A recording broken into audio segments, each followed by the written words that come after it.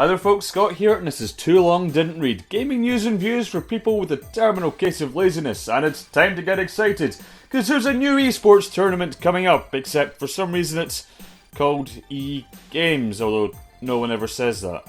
But never mind that, it's taking place during the Summer Olympic Games in Rio, because athletics and eSports are definitely the same thing, but never mind that.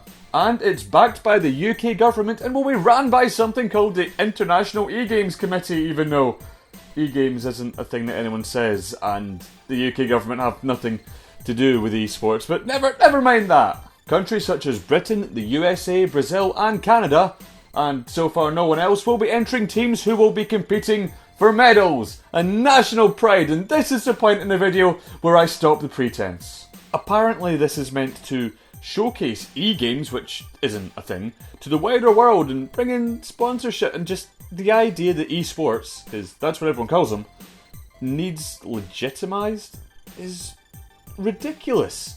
Look at League of Legends, it can sell out Wembley Stadium.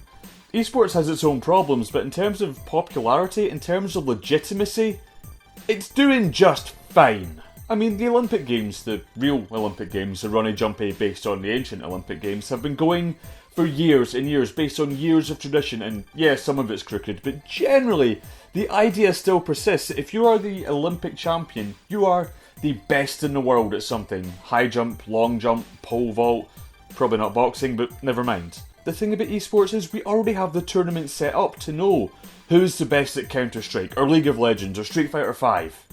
And then, do you know what happens to the people who are the best? They get fucking paid.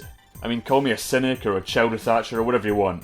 But if you take someone who is at the pinnacle of their game, pun intended, the very best at what they do, and you say, well, compete in this tournament and you'll get thousands upon thousands of pounds in prize money and sponsorships, or compete in this tournament and you can tell all your mates you won this tournament, I think I know which one that person's going to choose. I mean, I guess it's nice that the UK government has moved beyond the belief that all children play with hoops and sticks.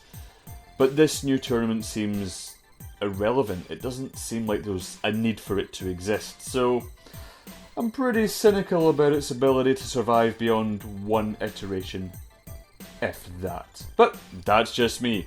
Have you got thoughts on it? Let me know in the comments below. And as always, like, share, subscribe, the rest of the bollocks.